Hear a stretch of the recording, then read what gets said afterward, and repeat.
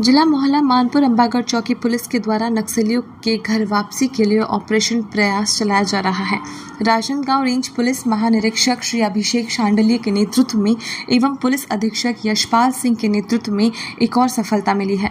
माड़ क्षेत्र में सक्रिय डीवीसीएम एवं एसीएम पद पर रहे नक्सली दंपति ने माओवादी संगठन छोड़कर पुलिस अधीक्षक कार्यालय मोहल्ला में पुलिस महानिरीक्षक राजनांदगांव के समक्ष आत्मसमर्पण कर दिया है।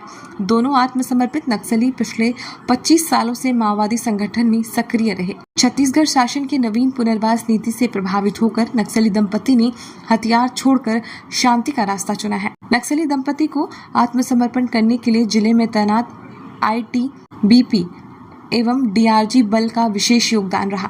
दोनों आत्मसमर्पित नक्सली दंपति नक्सल संगठन में हो रहे भेदभाव एवं शोषण से परेशान होकर माओवादी संगठन छोड़ना तय। साथ ही बड़े नक्सली नेताओं के एनकाउंटर में मारे जाने के बाद से नक्सल संगठन के सदस्यों में डर का माहौल है, जिसके कारण भी सदस्य संगठन छोड़कर घर को लौट रहे हैं। छत्तीसगढ़ शासन द्वारा जारी नवीन आत्मसमर्पण नीति से प्रभावित होकर पुलिस के समक्ष आत्मसमर्पण किया गया है।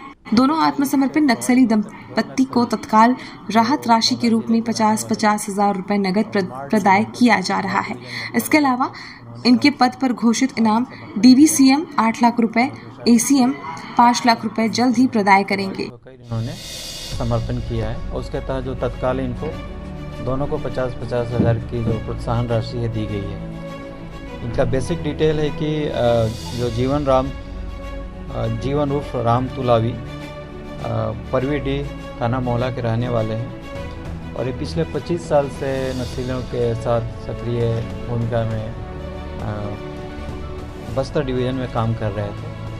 उसी तरह इनकी जो पत्नी है अगासा उर्फ आरती, इन्होंने भी एसीएम लेवल की रही हैं और 2012 से आज तक 13 साल से एक्टिव थी।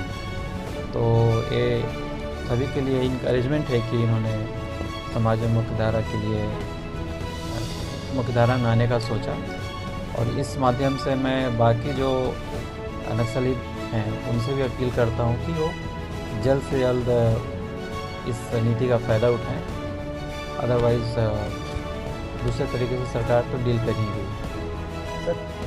ये जीवन तुलावी और उसकी वाइफ जो है 5 हार्डकोर जो नक्सली कैडर थे, जिनमें एक डीवीसीएम है और 3 एसीएम 4 एसीएम है। इसमें पवन तुलावी जो अपने हुरवे का रहने वाला था और उसकी वाइफ वो भी पीपीसीएम है और उसके बाद फिर रूपेश आया, फिर उसके बाद जो है ये जीवन और उसकी वाइफ अगासा है। और मैं आपको बताता हूँ कि जो है ये लोग 25 सालों से जो है नक्सल संगठन में जुड़े थे और एक टीचर हो के अगर वो विचारधारा में जो है नक्सली विचारधारा से प्रेरित होकर ज्वाइन किया था तो आज कोई ना कोई उसके लिए मोरल मोटिवेशन का पार्ट रहा होगा।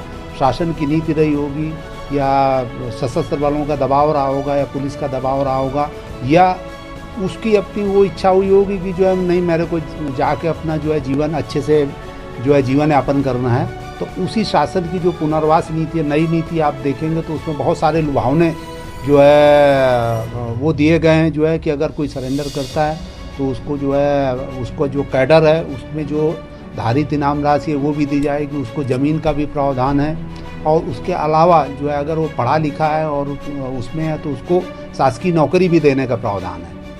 और एक और चीज़ बता देता हूँ कि ये दोनों हस्बैंड वाइफ पूरा कंप्यूटर चलाते थे, मतलब 10वीं और 12वीं पास और 25 साल पहले जब कंप्यूटर इनिशियल स्टेज में था उस समय जाके अभी लोग लैपटॉप में जो है पूरा एजुकेशन जो नक्सली जो माओइज़्म है, माओवाद, उसकी शिक्षा जो है जा जाके, चूँकि मोबाइल पॉलिटिकल स्कूल इनका ऐसा रहता, मोबाइल जैसा नाम से ही है कि आज यहाँ पे जो है 66 गांव में कैंप लगाए और उनको जो है माओवाद की सदी फिर दूसरे जगह जा के जो है लोग ट्रेन करते थे, जिससे नक्सलियों के लिए बहुत बड़ा झटका है।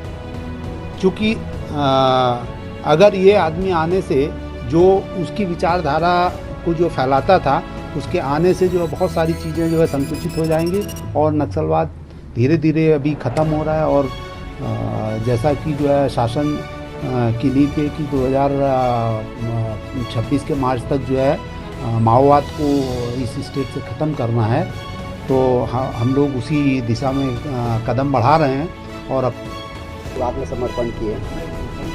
अभी वहाँ की स्थिति बहुत गंभीर है, लड़ने की स्थिति में नहीं है और राशन पानी की व्यवस्था की भी बहुत दिक्कत हो रही है। इसलिए हम सरकार का जो योजना जो लाए उससे प्रभावित होकर समर्पण के लिए आए।